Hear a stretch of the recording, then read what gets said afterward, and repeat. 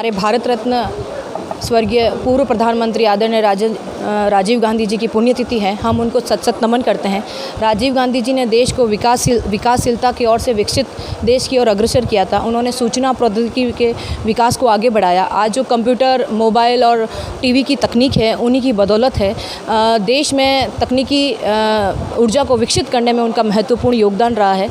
लोकतंत्र को मजबूत करने के लिए राजीव गांधी जी ने युवाओं को मतदान देने का 18 वर्ष का योगदान उनका रहा है। अनुसूचित जातियों को आगे लाने के लिए उन्होंने आरक्षण 33% आरक्षण दिया। इसके साथ साथ देश को एकता और अखंडता बनाए रखने के लिए उन्होंने अग्रसर किया देश को।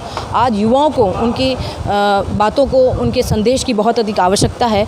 आज हमारे पूर्व प्रधानमंत्री स्वर्गीय राजीव गांधी जी की पुण्यतिथि पर हम सभी उन्हें सच्ची श्रद्धांजलि अर्पित करते हैं। और राजीव गांधी जी ने इस देश को जो आधुनिकता की ओर अग्रसर किया और एक नई दिशा की ओर ले जाते हुए इस देश में समरसता और एकता को कायम रखते हुए एक नई दिशा दी। इसलिए आज हम सब युवाओं को भी उनसे प्रेरणा लेने की ज़रूरत है कि जो उन्होंने कार्य किए, चाहे देश में कंप्यूटर की क्रांति लाने की बात कहें, चाहे 18 वर्ष के युवाओं को वोट देने का अधिकार देने की बात कहें, या कई ऐसी चीज़ें हैं जो इस देश में उन्होंने एक क्रांति लाए वो, और उन्हीं के पद चिन्हों पर आज हम सब चलने की प्रेरणा लेते हैं और उन्हें सच्ची श्रद्धांजलि अर्पित करते हैं। भारत रत्न पूर्व प्रधानमंत्री श्रद्धेय श्री राजीव गांधी जी की आज श्रद्धामय पुण्यतिथि है। जोधपुर और राजीव जी का लगाव विशेष रूप से रहा है। राजस्थान से भी उनका लगाव रहा है। लेकिन आज जब हम राजीव जी की पुण्यतिथि मनाते हैं तो बड़ा मन भारी होता है।